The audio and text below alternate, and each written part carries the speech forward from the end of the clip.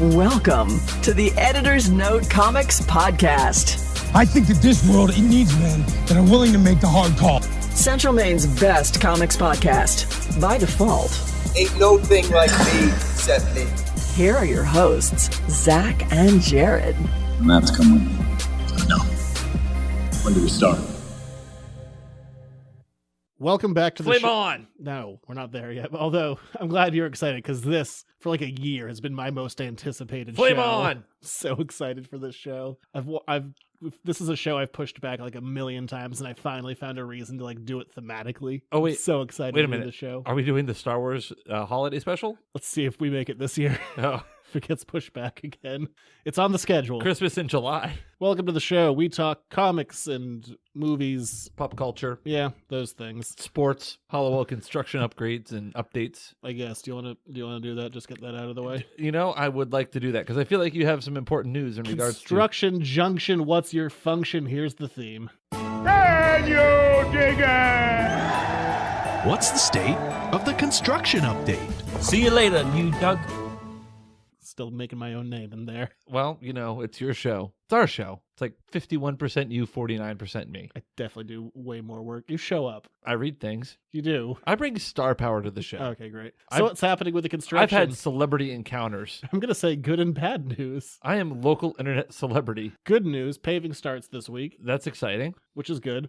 I guess the bad news, They still have to do the whole other side of the road. it's not that. I went, DOT put a thing up, and I should know better. They were saying, like, parking's great. Like, don't worry about it. There's, traffic's flowing fine. Did you yell at the Come on DOT? down. No. Okay. The opposite. I went on and I clicked on this. It was on Facebook and I clicked on it and I made the mistake of clicking on the comments. And this is why Facebook is dead. It's nothing but middle-aged people bitching on Facebook. Somehow our show's still... Accusing- We're almost middle-aged people bitching on a podcast. But we're not just putting negativity out into the world for no reason. If you listen to the first 25 episodes, that is all you do. With It's just- beyond a shadow of a doubt. I don't use Facebook. And You were the angriest man for the first half year of this show. just developing a character or maybe cutting back a character. I don't know. Which one of you am One I of talking us. to tonight? I don't know. But people, like, there's so much negativity, and even people who are like, it's really bad. I feel bad for the businesses. I'm like, well, you're not helping by publicly saying that it's bad. That's actually hurting businesses. Well, You they're taking a twats. 3-week break when they're done paving, aren't they? Yeah. So you've got two-way traffic for a little bit. Yeah, that'll be nice. But yeah, it was just, don't use Facebook, anyone. Or if you do, just don't comment on anything. It's pointless. That's the exact purpose of Facebook. Engagement's dumb. That's the exact purpose of social media. It's all stupid. I like You hear- Twitter. you hear that? That's the sound of people clicking the unsubscribe button. I like Twitter and for the business, and I like Yeah. Instagram for me personally. I don't use it that much, but when I do, it's like, here's a picture of my dog being cute. You've become really everything you used to hate. You snap and you Instagram photos of your dog, food, your cat, I don't it's not mowing true. your lawn. I don't do that. Oh, wait, that's mine. Sorry. Easily confused. I have one Snapchat friend, and it's my wife, and it's because I miss the dog when he's not at the store. No, I'm a Snapchat friend with you. Are you? Yeah, Oh, it doesn't show up on my end. I'm ghosting you. Okay, good. But yeah, I guess that's a construction update. Lightish news week, but oh, it's a weird one. We like that. So I guess let's do the news. Before we get started, does anyone want to get out? It's time for the news. Biggest news story of the week. This one came out of nowhere. No one saw this coming. Jeff Johns, CCO of DC Entertainment, has stepped down. Really? But he's a massive talent, so it's not like he was fired. I think He realized that they were putting out crap movies except for Wonder Woman and was ready think to be that's part of it. unassociated with it. I think that he wants to. I think people have different strengths, and I think he wants to be more in a writer role than he wants to be in a producer role. Like Kevin Feige, one of the greatest producers of all time. You know what I want to see from him writing? Nothing. Nothing. Like he has a strength. Play to that strength. I think Jeff Johns is a stronger writer than he is. Do what you're good Yeah. at. So Jim Lee, who is co-publisher with Dan DiDio at DC, he is adding to his role of co-publisher and taking over the CCO role. But Jeff Johns is going to be within DC launching his own brand, Mad Ghost Productions. And he said that he wanted to get back to more writing. And he said, oh, I'm going to be writing Green Lantern. I'm like, oh, he's going back to Green Lantern. He did that for like 12 years. It was a really good run. But it turns out what that means is he's going to write the Green Lantern Corps movie instead of acting as a head for all these movies. Ah, well, maybe we'll get a good Green Lantern movie. No one knows the characters better than him. I mean, we got like a minute of a good Green Lantern movie. is the best part of Justice League. I also love 110% how in Deadpool 2 they just lampoon the Green Lantern movie. I know. I'm kind of surprised they did it because it's so fresh in everyone's mind of that movie just getting crapped on in a very public way. It still does. I would love to. I mean, if he wants to do a Green Lantern movie, no one knows the characters better than he does. I'm all for it. If I was going to pick a writer, I would pick him for that movie. He's the most obvious choice. But at the same time, his comic output, because of his role with the movies and TV, has greatly diminished. And he's still, after all, he's still one of the best writers out there. And he's been doing it a long time. He's putting out one book right now bi-monthly. So it's not like he's cranking out material. No. I was just sitting here musing about the Green Lantern movie. And I was thinking to myself, there's a list of movies. Crap. Well, let me flesh this thought out. There's like a list of movies, like if you're like flipping through TV and it's on, you have to watch it. Like Shawshank Redemption. If it's on, you just gotta kind of ride it out and watch it, right? I can't. You do that. I don't do that. I gotta sit down and watch a thing. You're fine channel surfing till you find something that's 3/4 of the way done and finishing it. But that's okay. That's fine. We just watch things differently. Yeah. The Green Lantern movie, if that's on, immediate channel switch. Immediate. I saw it in theaters and haven't seen it since. See, you spent money on that. You wasted money on that. You know what made me really happy about that movie, though? It ended? In hindsight, that was when I went to by myself. Like, so glad I didn't bring someone with me to this. Also, like, they set it up for a sequel that never happened because that's amazing. It panned so bad. But yeah, so hopefully, I think this is probably a good move. I think it's a little weird to Jim Lee already feels like he's stretched a little thin. And like I said, Jeff Johns, one of the best writers out there. Jim Lee is, for his good, he's been writing DC for a while. He doesn't do a bad job of it, but he's also one of the best artists out there. And if he's taking on another role, his art, much like Jeff Johns, his art output is pretty minimal now. And if he's going to be doing co-publishing and CCO of DC Entertainment, the little that he does, I'm going to expect goes down to next to nothing, which is too bad because I feel like his talent is in visual storytelling. You just having a fun text over there? It's a nice little smile you have. Well, see, I can't tell the story now. I'll tell it like when we get to the Paste Pot Pete stuff. Okay. But I sent out some snaps of Paste Pot Pete to some friends to kind of get a straw poll of their opinion on Paste Pot Pete, on Triple P, P cubed. The best Marvel villain out there. Okay, back to the news. Back. But yeah, so that's happening in DC. Screw it. Let's stay in the movie realm. Avengers this week has officially hit $2 billion worldwide. That's a lot of money. Yeah. That movie came out a while. Yeah, $2 billion. It made $1 billion real fast. Yeah, but that's crazy money. Those Marvel movies, they're real underdogs. It's so weird to think about in this world now. Like, like in the 90s when I started reading comics, it was, like going to a truck stop. You had to like tap underneath the stall to see if someone was interested. Whoa. It's you hear that? That's the sound of people unsubscribing and dropping their pull lists. But now something's making $2 billion. Yeah, that's a fair chunk. Have all the DC movies combined made $2 billion? I don't know. I'd have to check. Oh, do a little research. Come back to me on that next week. Sure. Okay. A good thing for Marvel. Let's go to a bad thing for Marvel. In the future of the Netflix shows, there are currently no new plans for any future Defenders series. That just means no more Iron Fist. Well, the other half of the news is Iron Fist season 2 is going to be premiering later this year.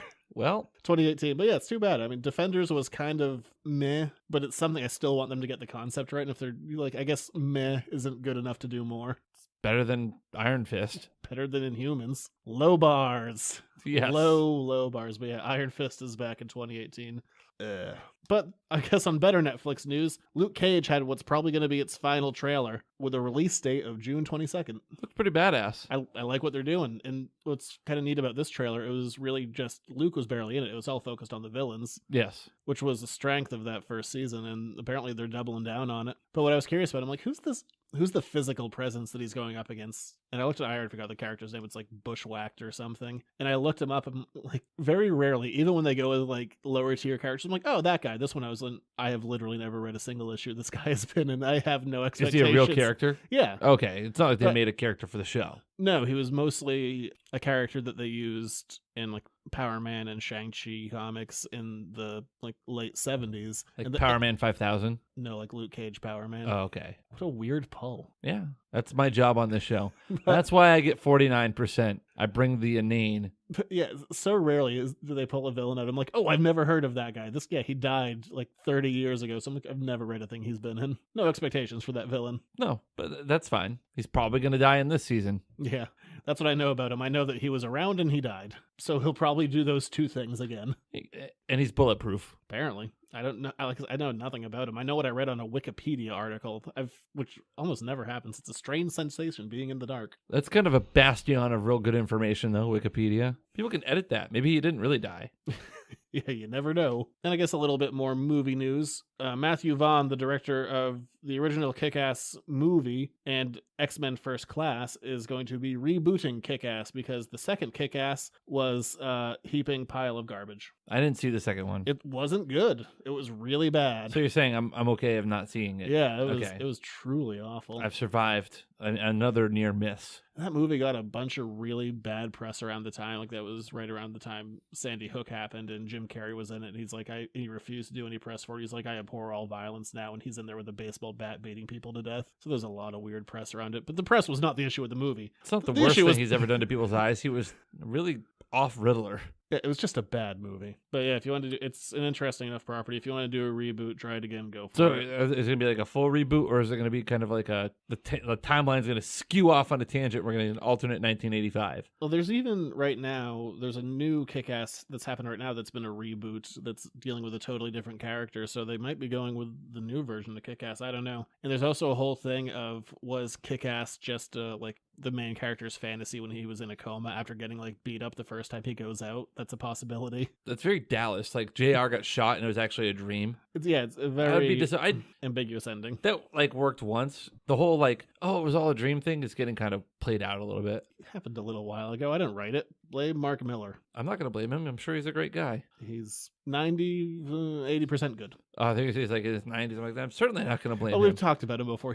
We've read a few of his things. The guy who always goes like, this is interesting, but then who has to go like, I did something crazy and subversive. And it's usually like, oh, that guy. Yeah, like, He's good. You had a girl get raped in a bathroom stall. You're so subversive and wild. Not the concubine goat lover. No. Who was the guy that had like multiple wives? Oh, you're talking about Alan Moore, probably. Oh, yes. Yeah, who worships a snake god. Oh, there it is. No goat's a snake god. My bad.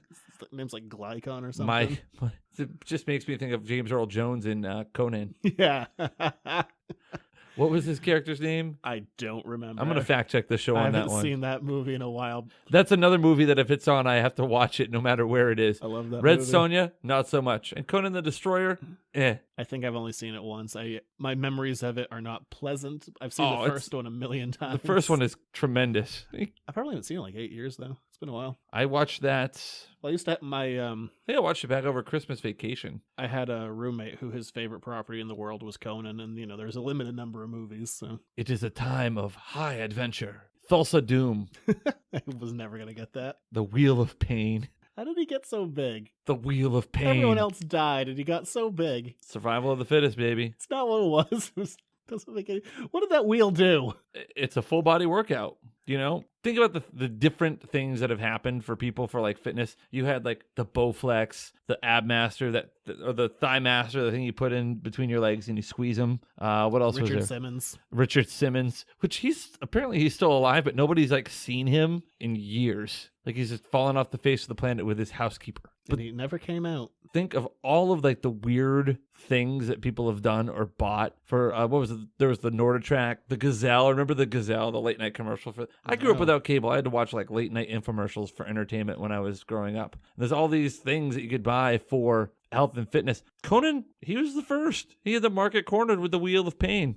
Good movie news. Thulsa Doom's Wheel of Pain. Into the Spider-Verse had its first full trailer after the teaser we got. It was tremendous. You know what? I'm still excited about this movie. That movie that, like I said before, when they announced it, I'm like, oh boy, animated Spider-Man in theaters. Ooh. But boy, every trailer they put out. A couple of things I liked about it. Looks amazing. It was kind of blending in some of the comic book thematics, like the yellow box, like the narrator panels. boxes. Yeah. And then also some onomatopoeia in there. Yeah. With like it looks so Which good. At one point, onomatopoeia, wasn't that one of the names that you were floating around for the store? Yeah, that was too complicated. That's a long word. I don't think people would have gotten it. There's also Kapow Comics. People already get confused by my name. Some people love it, and some people are like, what does it mean? I'm like, it's fine. I remember having a late night drinking session. You just called me up and said, come over here. I need a brainstorming session. Bring beer. Oh, is that all I need to do? Just say, bring beer, and then I get free beer? No, I found a loophole. I'll bring beer if you want. It's not going to be beer you like, but I'm bringing beer. I found a bad loophole. I always bring beer for the podcast or leave it in your refrigerator. You know it's safe, though. It is safe.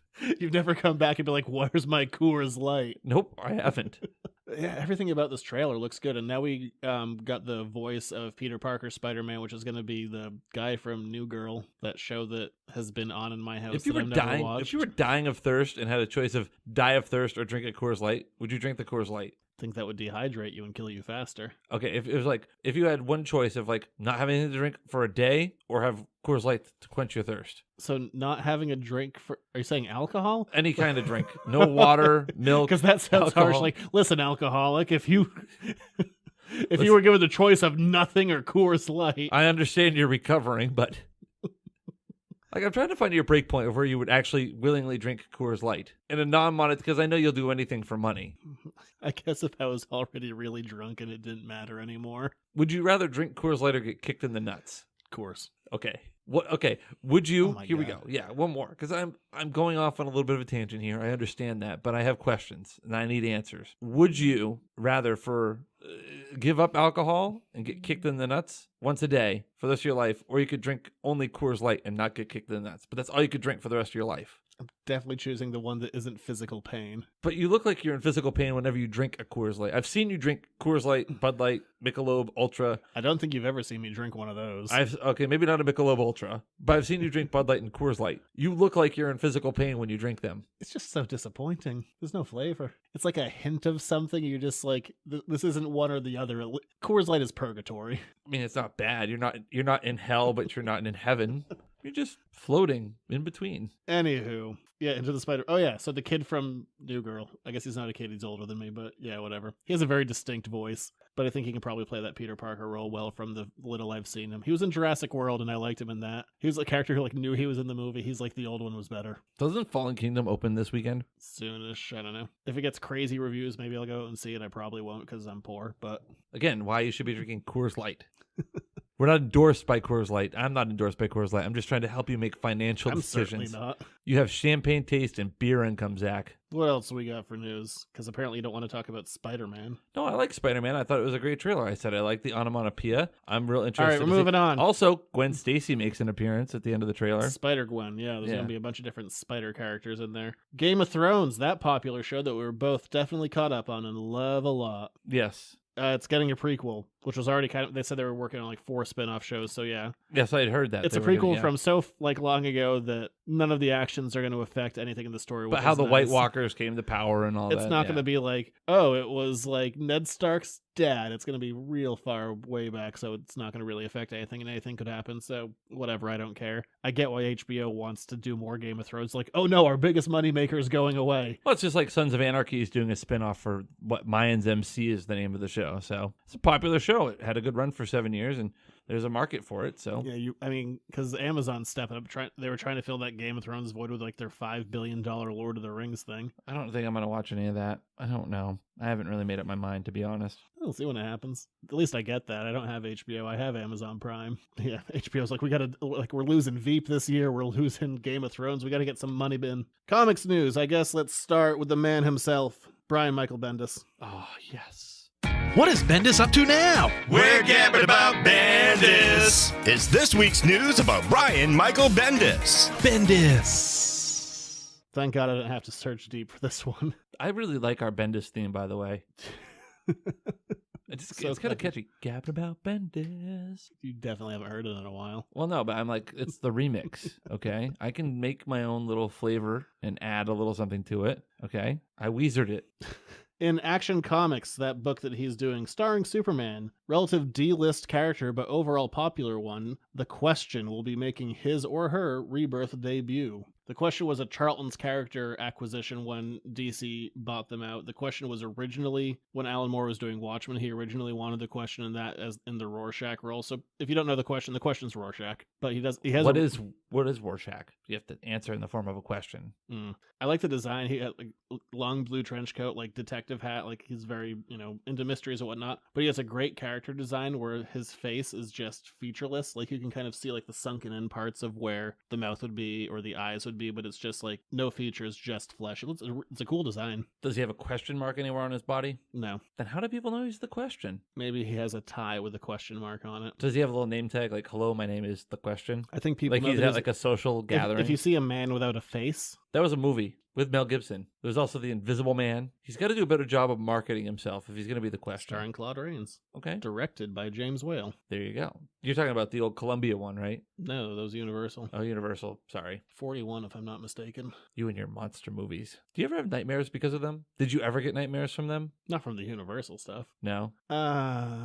No, I told you when I was younger, Jaws freaked me out. That's about it. Do you think you're gonna watch the new horror movie that's coming out? Was it Heredity or No, doesn't really sound like it's up my alley. there's a guy on fire in the trailer? Sorry. But yeah, so that was the Bendis news. He's bringing the Question back. Everyone loves the Question. It's true. The Question had a limited series not that long ago, and if you try and get the trades of it, it costs you like $200 because it had such a low print run. It's one of those like kind of characters that sneaks up on you later on. You're like, oh, I've heard that's really good. Oh no, it costs $200 to read a 6-issue thing. You know, if I were a writer and I had access to the characters, I would have like the hero and his female companion bickering back and forth about when he was going to propose, and then have a panel where he punches the Question and then turns and goes, I guess I just popped the Question. I hate you. Yeah. More DC news. I thought. Lost my place. Come on, that was kind of Oh funny. yeah, I found it. I found my place. DC has recently brought back their Wildstorm title, and now they're going to be bringing back Vertigo. Vertigo is an imprint of DC that would have books that were a little off the reservation. And that's something they've been doing. They've been trying to kind of like recapture some of their old stuff. And Vertigo, even though it's owned by Warner Brothers and owned by DC, it's the kind of stuff that was a little more creator-owned, a little more quirky, a little off the reservation, not your indie, typical... like yeah. an indie film. Yeah, indie, but owned by a big company. I mean, I guess you could say that about like Fox Searchlight and stuff like that. Yes. Like, we're independent, owned by Fox. Close enough. Yeah.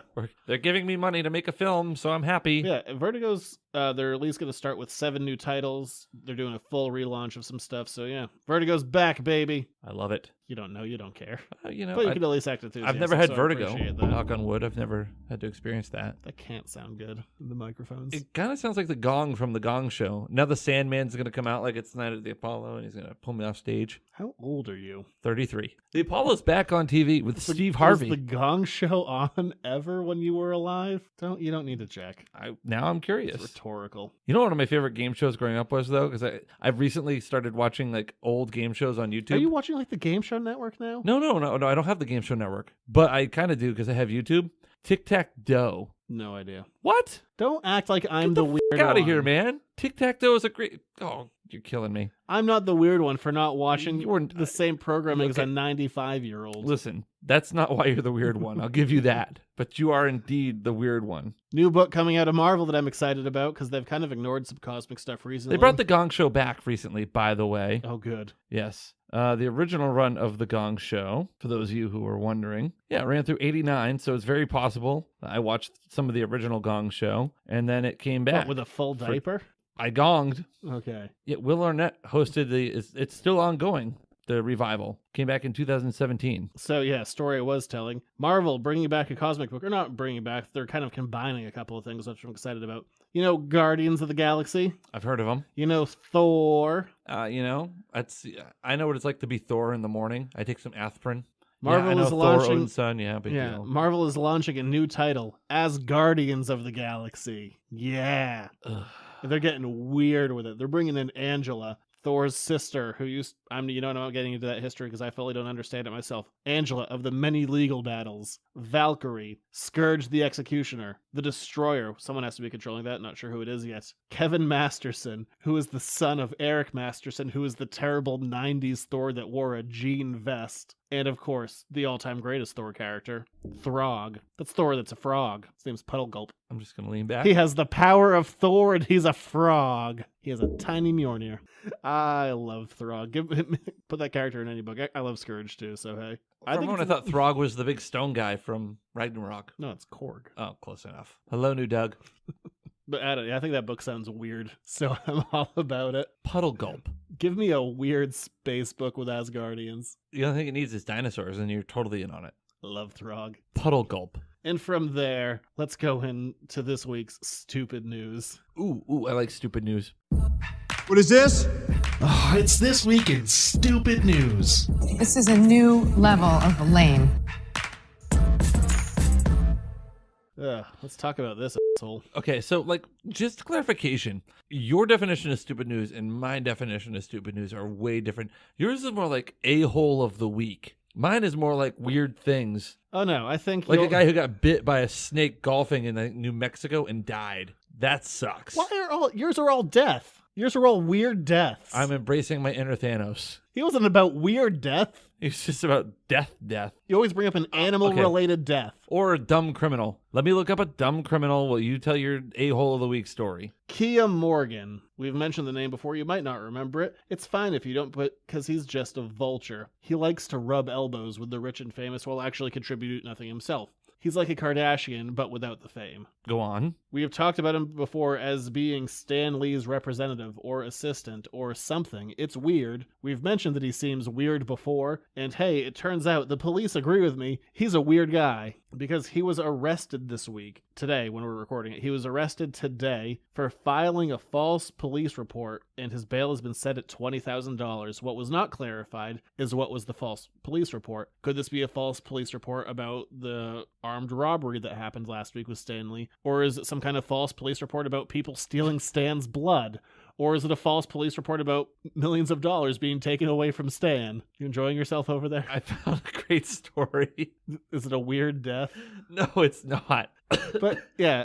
It ties in with our villain theme of Paste Pot Pete. It's great. So even this week, you showed me a thing that Stan put out. It was like a 45-second video of him saying, like, my only representative is my friend Kia Morgan. And then 2 days later, he's arrested. And even when you showed me that video, I'm like, that guy, he's a weird dude. And hey, guess what? I was right. So that's my stupid news. The guy who's supposedly representing Stan, who's just a vulture, was arrested and has a bail of $20,000. Seems like a real scumbag. Come on, is that not stupid news? He made a false police report regarding Stan. Yeah, it's and whatever it is, extremely dumb. It's something insane. And now he's paying the ultimate price. Well, not the ultimate price. Where did that story go? Oh, I lost it. Oh, it was a great story because I was looking through the dumb criminal stories. These are some of the headlines I could have chosen from. The down and dirty of vagina smuggling. Nope. Notorious nipple man nabbed after 3 years as a public transit pervert. Nope. Man suspected of having sex with a van. No. Great. So glad you contributed to that segment. Hold on. You have a whole segment coming up in 30 seconds. This is awesome. I got to find the story. Okay. Found it. Are you ready for this? Sure. Florida man has world's greatest criminal alias ever. When police in Largo, Florida arrested Jeffrey Forrest Poole on charges of violently resisting a police officer, the authorities made sure to list things like his age, weight, address, and his arrest report. Officers also included an alias that Poole has allegedly used in the past. Tell you about that in a second. They were called to his 37-year-old man's home on Sunday morning, and when he arrived, the man exited his home and said, quote, "I will beat every cop's ass." Then Poole raised his right fist and began to extend it towards my face in an attempt to strike me, the arresting officer said. When he was arrested, he was taken to Pinellas County Jail, and it's highly unlikely he made good on his ass-kicking promise, as he's behind bars with in lieu of a $5,100 bail. What makes the case interesting? The criminal alias Poole is once used, Dickface Johnson. So this is your new thing, hijacking the show? Yep. Okay, cool. There it is, alias on the police report, Dickface Johnson. All right. Now Beat that, Paste Pot Pete. I don't even want to give you a segment this week. We're going from there to Jared's sports reports. He's running down the middle by the 50. He's at the 30. Bare-chested. The guy is drunk, but there he goes. Oh, and they tackle him at the 40-yard line. It's time for another Jared Sports Report. So your beloved Patriots got in trouble for drugs? Well, here's the thing. They can't even identify what it was. Yeah, so Julian Edelman probably faces a potential 4-game suspension at the beginning of the season with a positive test for a banned substance. But here's the thing. They can't identify the substance. So if you can't identify it, how is it banned? That's my question. So, of course, Edelman is... Of course, you go to the defense of them. Yeah, well, no, I'm just saying he's appealing it. And if he's guilty, he's guilty. I mean, I think as a professional athlete, they need to do a better job of noting and identifying what they're putting in their bodies. But that being said, there's some other Patriots-related news as a horse named named Gronkowski came in second at the Belmont, and Gronk bet $69 on him. Made a lot of money on that bet, actually. I couldn't find I was going to look the figure up, but Face Johnson got in the way. That being said, Justify won the Triple Crown, won all three, the Kentucky Derby, the Belmont, and why am I dropping the ball on the third one? The Preakness. Not in that order, though. Something weird out of Philadelphia. That guy whose wife created like ghost Twitter accounts to spill personal information. The owner, what was the hell the GM is of the 76ers. Yeah, was making burner accounts is what they were called. To it may or may not be him, but he threw his wife under the bus. Hard. And guess what? He lost his job. He'll never get hired again. Probably not. Do you want to explain that story? That was a weird one. Well, I mean, the premise of it is the 76ers GM admitted to having what he called, quote, burner Twitter accounts in which he made these Twitter accounts, or his wife allegedly made these Twitter accounts to divulge personal information about players. Yeah, but also like question like coaching decisions and question players' heart and motivation, et cetera, et cetera. So needless to say, it was not received very well. Yeah, fired from a high-paying gig that he'll never be able to recapture. Yeah, it was a very big weekend in sports because also the Washington Capitals won the Stanley Cup, and Alexander Ovechkin has been on a 4-day drinking bender. He swam pretty much naked in a fountain. He was doing keg stands out of the Stanley Cup. He's been drinking out of it constantly now for about 4 or 5 days. Boy, I haven't done one of those in a long, long time. I've never done a keg stand. Never. I haven't done one in a long time. Well, you're kind of portly to lift up right now. Take quite a team effort to raise you up. And as suspected, the Golden State Warriors swept the Cleveland Cavaliers, although LeBron James says he was playing games 2, 3, and 4 with a broken hand. Wonder if it's because he allegedly punched a locker after the Game 1 loss. He was so upset with J.R. Smith. That's one of the rumors circulating around about that. Yeah, 4-game sweep. Doesn't sound like a very good series. I didn't watch. No, it wasn't. It was a repeat of the series from last year, only 1 game shorter. Yeah, that's about it for sports reports. We're just now into the heart of baseball season. That's all there really is at the moment, is baseball. And who cares? Baseball fans care. No one watches baseball. I went to the New England Track Championships over the weekend. That was fun. Saw a lot of good athletes from all over New England. That's really all I have to say about that. We're not asking about your life. It's a sports thing. I was talking about sports. It's Jared's Sports Reports. It's a terrible week of sports. No, we had a Triple Crown winner. It's like 2 in less than 5 years after we went forever since affirmed. So you've got that. The NBA championship, the NHL championships, those were handed out. Yeah, now LeBron's probably leaving. Yes, probably. May end up in Boston. There's a lot of speculation about that. How do you feel? I know you're a big Boston Celtics fan. What do you think? Do you think, well, first of all, we all know that Kyrie and LeBron won't exist on the same team. So if LeBron comes, Kyrie's gone. But that opens up the door to keep Terry Rozier. Yeah. And if you have LeBron James on your team, that Celtics team will be in the finals next year, and they probably will win it. I know. Everyone always gets so angry about LeBron. He's the best. If he's on a team, he's just going to elevate it. Yeah. Oh, but you're blowing up the core and you're taking away from the young players. It's young players who can play and a coach who can coach. They had a full season of that. The young players got their time all year. LeBron's not a selfish player either. He knows how to pass. Yes, he does. So yeah, if it happens, it'd suck to lose Kyrie, but it'll be fine. I don't think if like LeBron goes on anyone's team, you're not going to get anyone being like, "Oh man, we only got the best player that's currently the best player of the generation." Yeah. Shucks. Wah, wah. Yeah, who's going to get mad about that? Nobody. You'll have people faking it ahead of time. They'll be like, "Ooh," but you know exactly. Don't get me started on my "you root for laundry" rant. Oh no! Don't get me fired up on that. I'm fine. Okay, going from the best player of his generation to the best C-list villain of his generation. This week, Jared's Reading Corner: some Human Torch and some real crappy villains. At least he didn't put out that movie Kyrie's doing. Let's just do Jared's Reading Corner. It's Jared's Reading Corner. This week in our 3-part Fantastic Four series. 3 for 4. Otherwise known as a good batting average.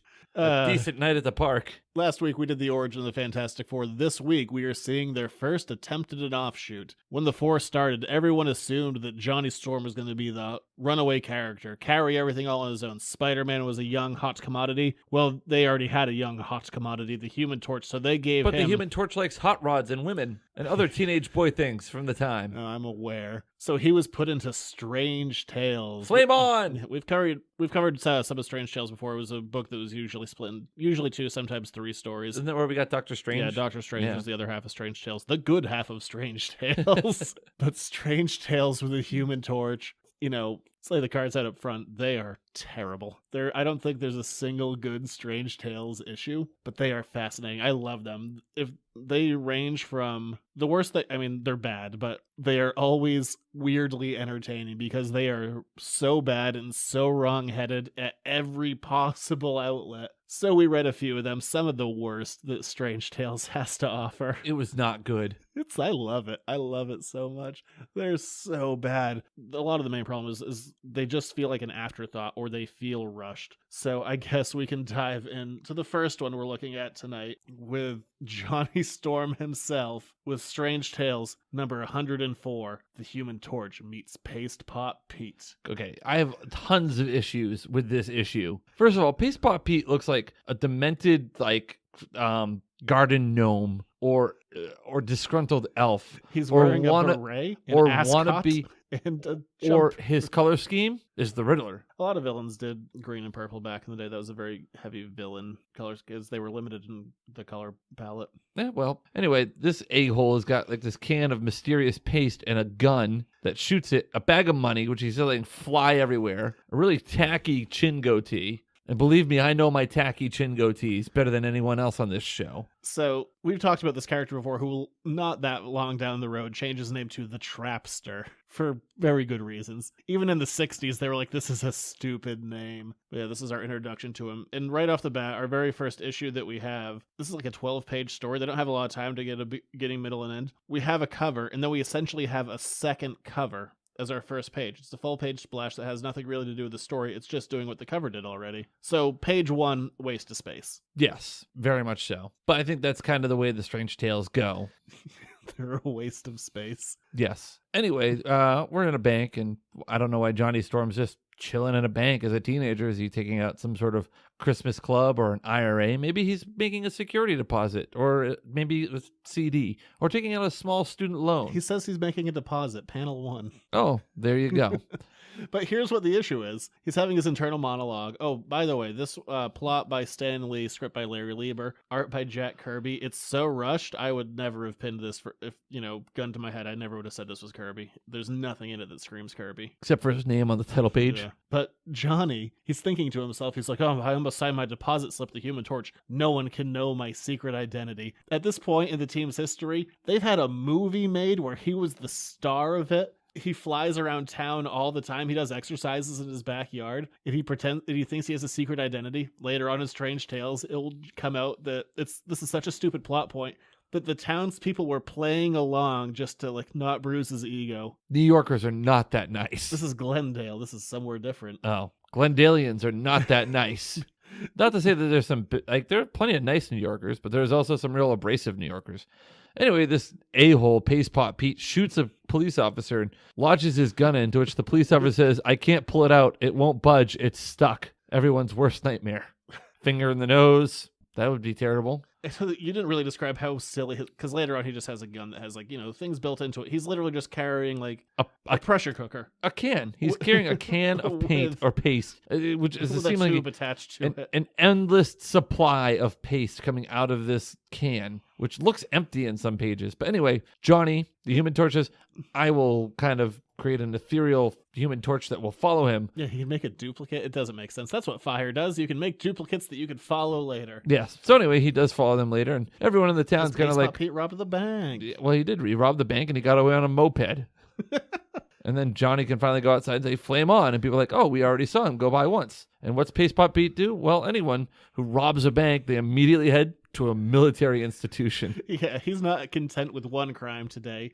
He wants to steal a new high-tech experimental rocket that, thank God, when they shoot it off, he arrives just in time to grab it with his paste. Oh, which also, by the way, I think they said it was supposed to, what was it about? It's called a Delta Cosmic Missile, and it's supposed to, Paste Pot Pete said he could sell it to anyone, or sell it to the Reds for a pretty price or something like that. Yeah, the 60s. Little anti-communist. Yeah, heavily. A lot. Yeah. Anyway, the Human Torch is able to stop the truck. Not even, though. He shoots fire at it, and he just avoids everything. Paste Pot Pete just fishtails his way around all the fire. Can we also, two things. First of all, paste off. Yeah, he can just paste. Paste Pot Pete should be in the Fast and the Furious the way he drives this truck and avoids all these fires. But Johnny's also really dumb here. He's shooting fire at a truck with a damn missile on the back. Johnny not thinking. This is my favorite page because all logic goes out the window. So Johnny shoots a trench of fire, like burning up the road. So Paste Pot Pete, mind you, in one panel is in his truck. He's like, oh, there's a pile of lumber across the way. I'll just paste that over here. So he's in his truck. Next panel, he's out of the truck. The truck is gone. Nowhere to be seen. Third panel, he's back in the truck, driving it across this makeshift bridge that he's made. All the while, Johnny Storm is above him, doing nothing. Also, these pieces of timber in no way, shape, or form should support a truck with a damn missile on the back. And then Johnny, because this is the thing that happened in the early 60s, his flame had a limit on it, which varied from issue to issue. So he's like, aha, I have him in my sights. Whoops, my flame is done. Then he lands on top of a rocket. Paste Pot Pete takes the opportunity to glue him to a separate rocket, not the one he stole before. Which confused me for a minute because like, this rocket is no bigger than a man. And then Johnny's on top of a rocket way bigger than a man. And this is, oh my god, this is possibly the best line. This is just unseen narration. So Johnny's on top of this rocket. Pete himself has blasted it with his sticky paste. And the narrator goes, but unobserved by the torch and his foe, some of the paste seeps into the missile, and moments later it triggers off the delicate electronic mechanism. That is some all-purpose paste. That is better than Elmer's, baby. What? So now it's like smart glue. It's getting inside of a rocket. The glue is sentient. And setting off the delicate electronic mechanism. That's amazing. So Johnny is shot off into a rocket and dies. End. No, we're not that lucky. Johnny's able to use his flaming finger to melt just enough paste and not set off the rocket. And he comes back, and again, this is my big problem with the Fantastic. But then the rocket actually explodes. We see like a mushroom cloud in the distance. Yeah, in the ocean. People are dead. No, it's in the ocean. He threw it in the water. Moving on. Oh, good, radiation. No one's dead. The fish are screwed, though. Anyway, there's a big confrontation between Paste Pot Pete and the Human Torch. Guess who wins? The Human Torch. Not really. He just sets the truck on fire, which still has a missile in it, and then he just severs the paste because there's a tube running from a pressure cooker to a gun. Nobody said Paste Pot Pete was smart. But yeah, he is, because then he reattaches it and shoots his paste to a overhead jet and escapes. Yeah, and then gets dropped off onto a boat by some weirdo in a Hawaiian shirt and sailor cap who is waiting for him there. How is he going to get to where the guy on the boat was? Did you not read the first place? The awkward dialogue? You hired me to meet you out here and to get you out of the country in case something went wrong, but I never guessed that you'd arrive this way. Yeah. Wow, that's a clunky line. There's a lot going on there. Somebody made a big thought bubble or a big speaking bubble, and somebody had to fill all of it. And then Johnny's like, he escaped. I wonder if I'll ever see him again, and writes a giant question mark of flame in the sky. So again, here's my problem with the Fantastic Four. And when we read about Plant Man, we're going to get it. And we see Paste Pot Pete again. Johnny always is like, I wonder if there's ever going to... All of them like, oh, I hope we never see him again. Or that's the last of him. Guess what? It wasn't the last of him. I'm really trying to promote the Fantastic Four right now because, pre-order the issue 1 that's coming out in August. I need that in this month's order. But I couldn't help but do Strange Tales. These are not indicative of story quality. All right. So on to the next one. I think instead of giving like a beat for beat, we can just gloss over some of the finer points. Oh, what? You don't want to talk about the Plant Man? Not particularly. So, okay. Basic story here with this guy, the Plant Man. He's a gardener for Johnny's girlfriend's dad. Yeah. Dory Evans. Who you describe as a real bitch. Oh my God. She is the worst. So anyway, this guy's gardening, and he's developed some sort of tool because he believes plants are smart and have an IQ, and he's trying to extract that knowledge from the plants.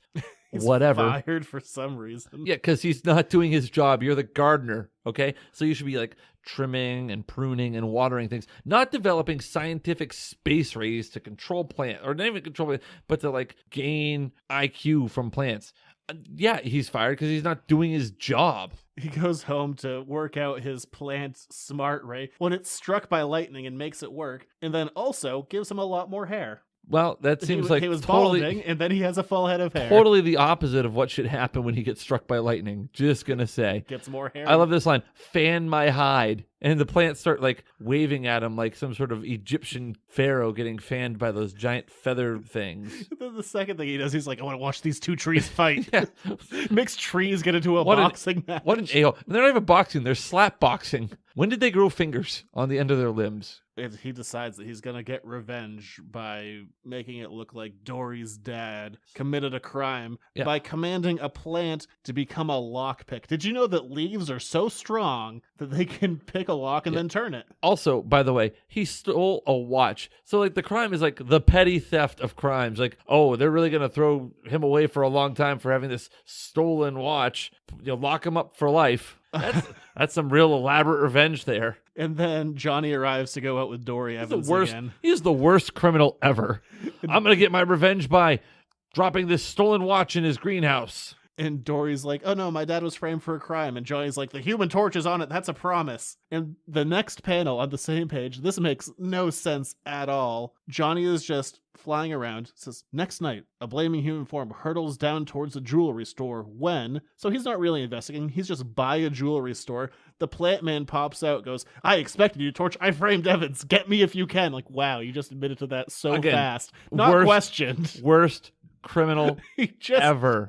He admitted everything. Worst. Johnny wasn't even talking to him. Ever. He just came out and said stuff.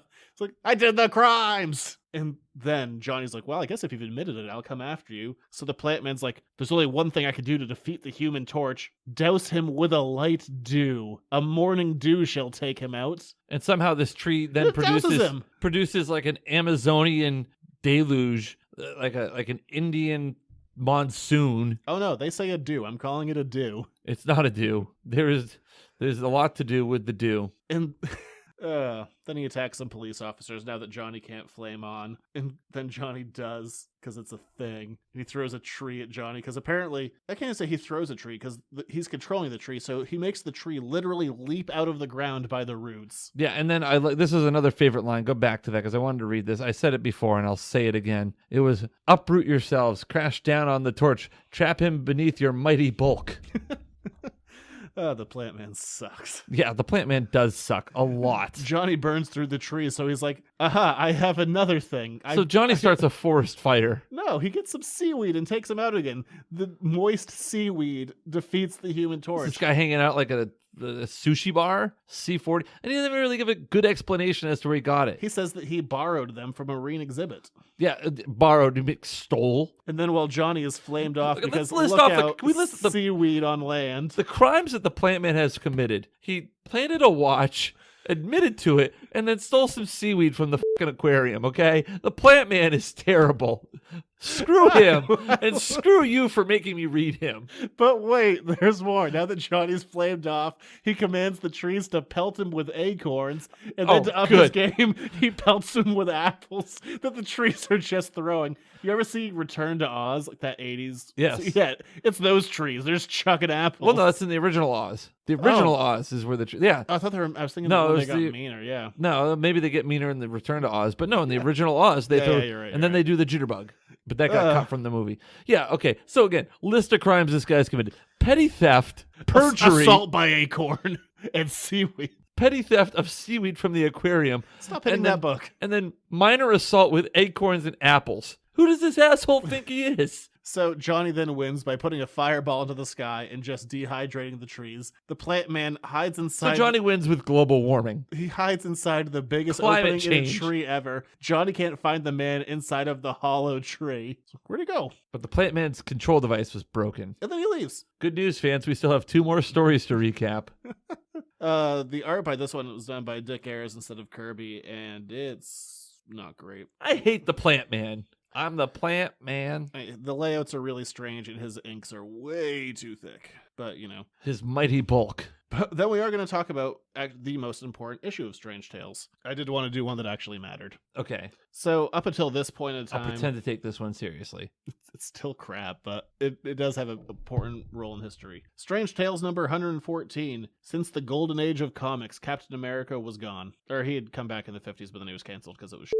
Just kind of disappeared. Yeah. And Marvel did a testing ground, then brought Captain America back for this issue to see if people would be interested in seeing him actually return to, you know, the main books. So without this issue of Strange Tales, we don't get Chris Evans or any Captain America story. This is actually an important issue. It's real bad. It's not good, but it's important.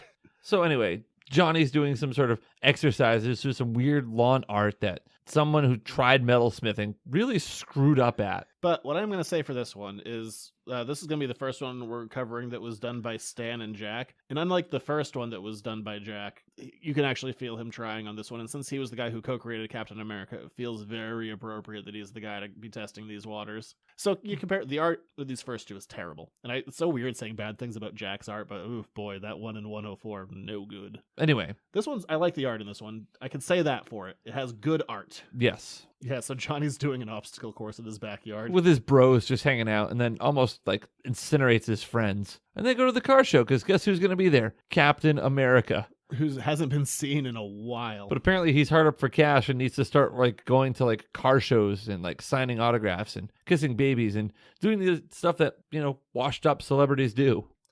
And of course, at the car show, they also act like they don't know who he is. They're like, oh, he's just an old comic book hero. But then later on, Johnny's like, I know exactly who he is. Steve Rogers. He was in the war.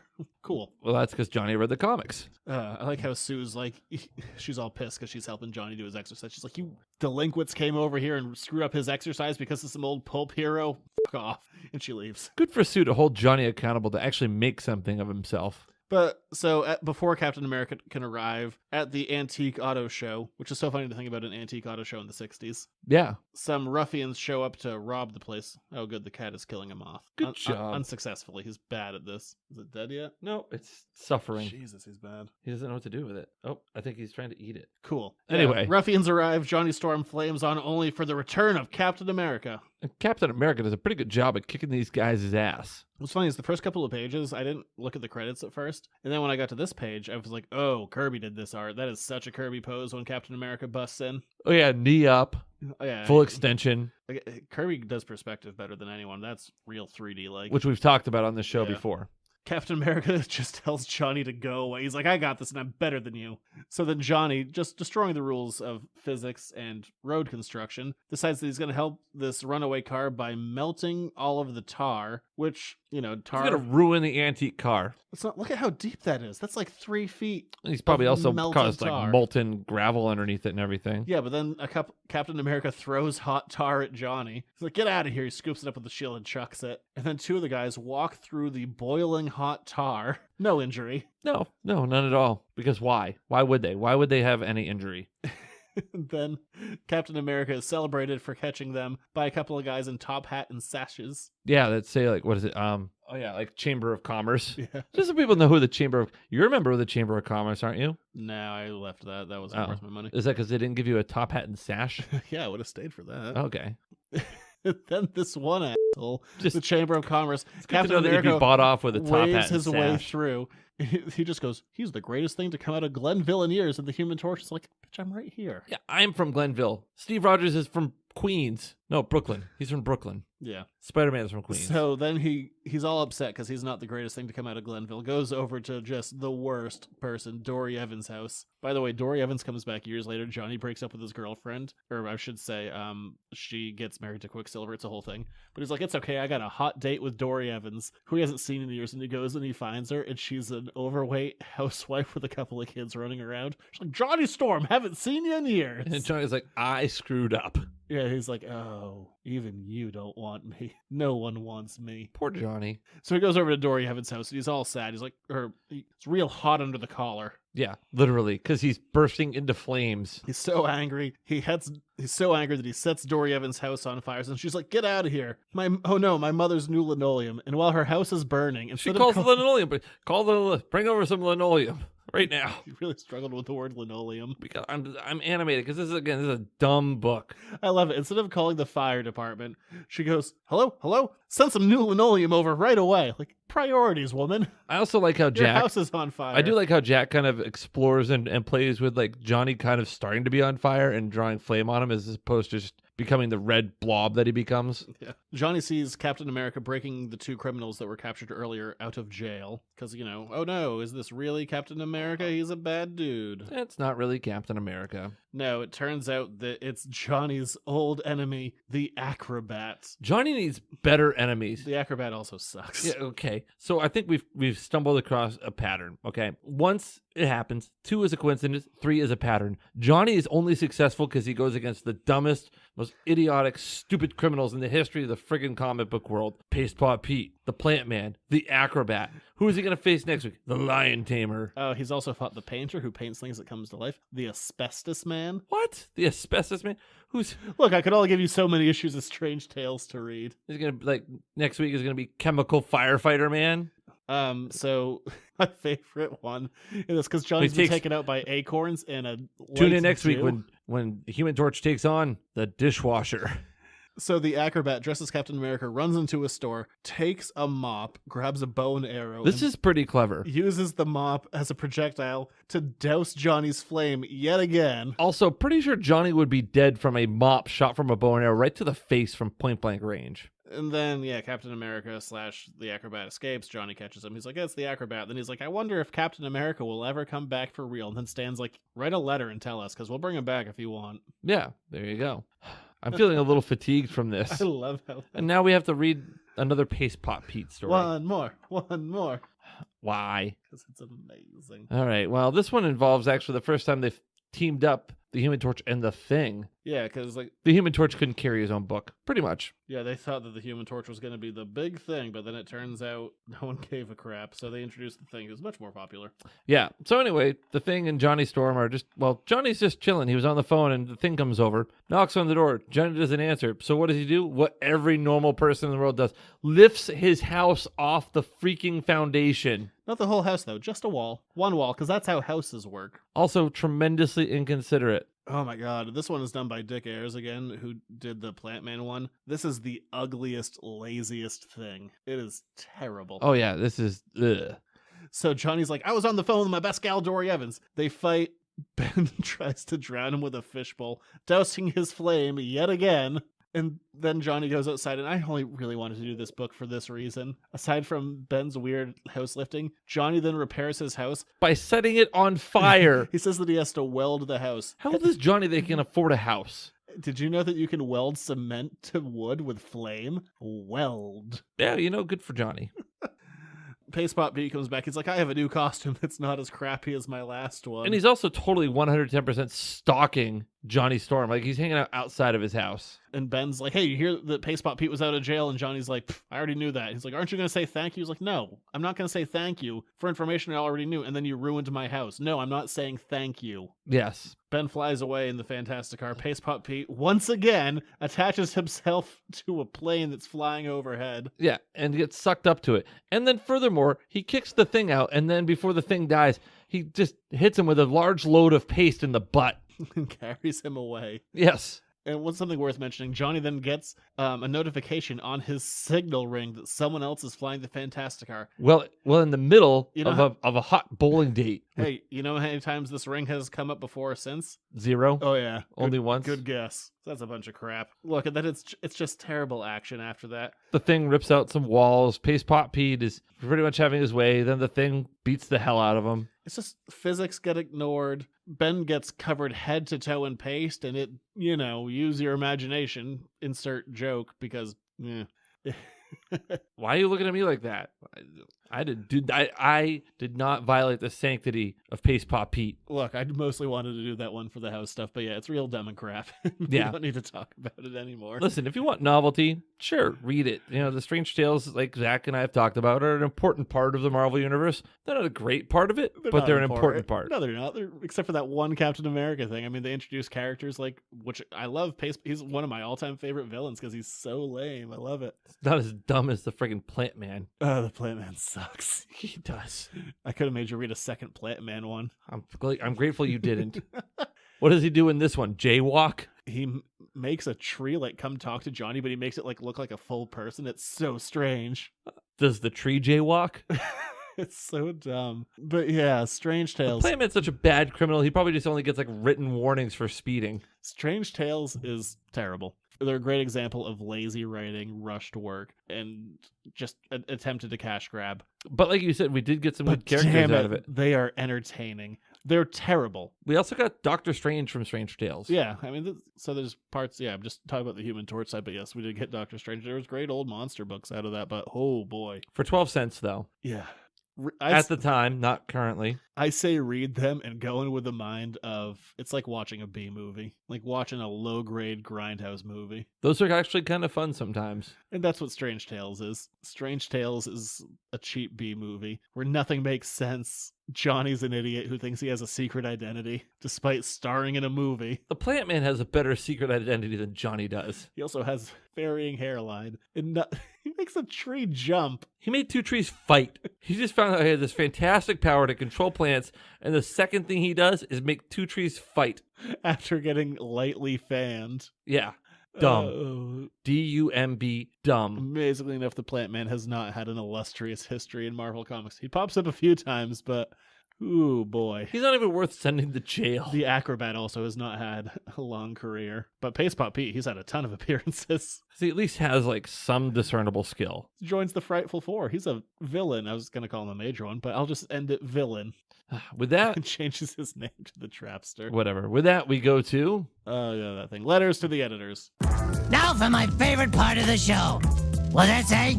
Talk to the audience. Oh, God, this is always death. Here's another one of your letters to the editors. Here was a question posed to me, and I didn't realize how much I hated this question until I actually looked into it. Does it have to do with researching the criminal history of the Plant Man? We should have a whole Plant Man episode. I'll just have you read all the appearances. No. With Solo out, what is the best movie prequel? And for me, I was thinking about it, and I was kind of struggling a bit. So I ended up looking on Wikipedia, like movie and TV prequels, and a lot of them I didn't count. Like if I think of prequel, I'm thinking something like totally separate. Like they were doing, I saw like The Godfather 2 was listed as a prequel. I'm like, not really. I don't consider that a prequel. What about X-Men First Class? That is honestly it's my number one. It's so sad that, yeah, I put Solo and Rogue One on there because they're like decent, but they're not really truly prequels though. Of course they are.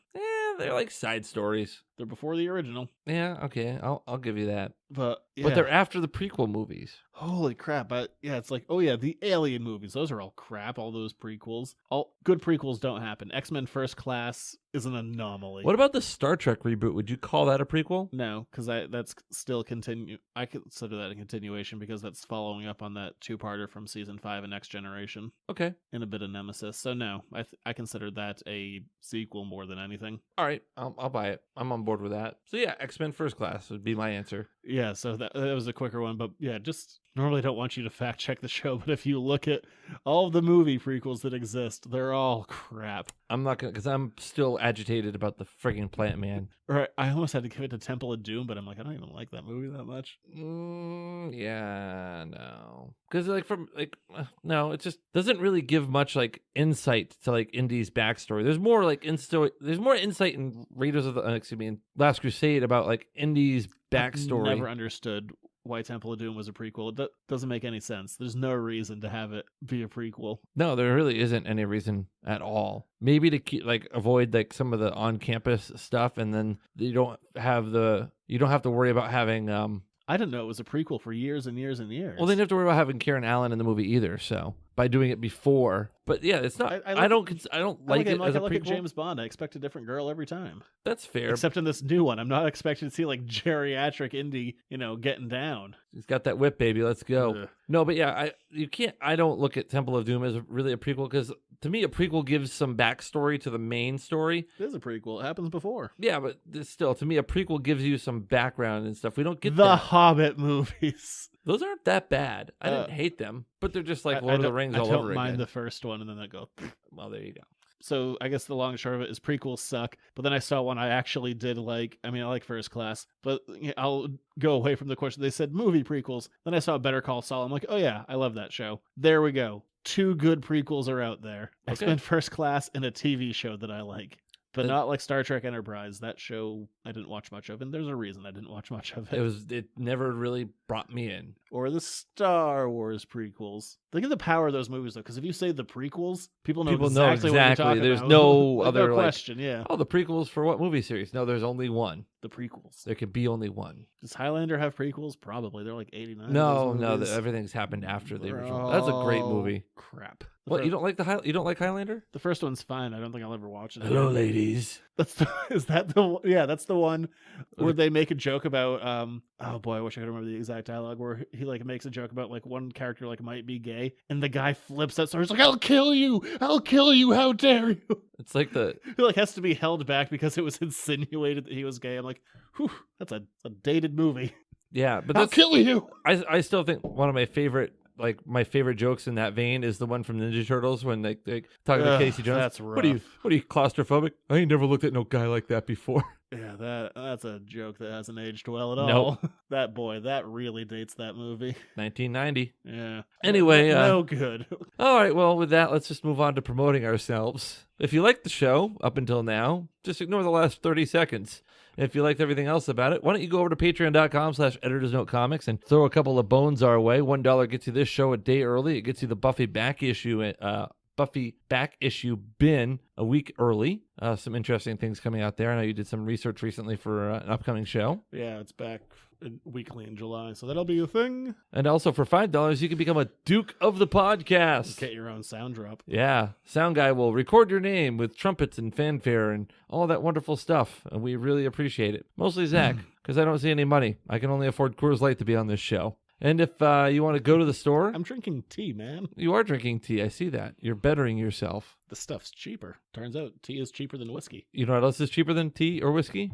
Just water. Yeah, this is flavored water. Yes, but it's probably also... kind of like Coors Light. Probably also much healthier for you than whiskey is. Yeah, potato. Any sales going on? No, you always ask if there's sales. Well, no, there aren't usually sales. I'm doing a raffle. That's going on. Oh, yeah, the raffle. And what is the grand prize from the raffle? That was a oversized 1970s reprint of Batman #1 and a frame. And when does the drawing? End of the month. I'm doing at least 3 raffles over the next 3 months. How many tickets in the raffle currently? I couldn't tell you. A lot? Yeah. Estimate my odds if I were to get a raffle ticket today. What do you think my odds would be? Like 1 in 60? They're still fine. I mean, chances are the people, because it's 1 for 1 or 5 for 10. Chances are the 5 for 10 people have a better shot. That's also a very good point. The more your name's in there, yeah, the better off you are. Yeah, you can ignore all the angry people on Facebook. You can still get to the store. It's pretty easy, especially now that the paving's going to be going on. Yeah, come hang out. 210 Water Street in Hollowell. Next week, we're back for our final third part of our 4-member team.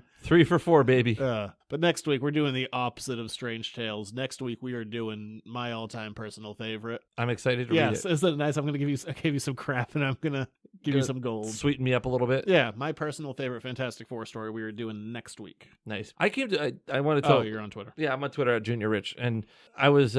Today I was doing some work on a tractor. I want to save this story for last because I know it's gonna upset you and people are probably gonna at me. So I'm listening to some music on my phone through my headphones as I'm working on a tractor, and some Creed came on the playlist, and I forgot how much I loved Creed. Don't even. Do you want to admit this in a public forum? I am admitting in a public forum I liked Creed. I still like Creed. In fact, I listened to Creed all the rest of the afternoon, and I still knew all the words. I'm at Junior Rich. This has been the Editor's Note Podcast. We'll see you next week. We don't endorse Creed fully on this show. Listen, 49% of the show endorses Creed. We'll be back for much better Fantastic Four, but probably not as funny. You know what? I'm going to make you listen to Creed since you hate it, since you made me read about the friggin' Plant Man, okay? Look, the Plant Man is the Nickelback. The Plant Man is the Nickelback of Fantastic Four villains. He probably is the worst. All right, we'll be back next week. Bye.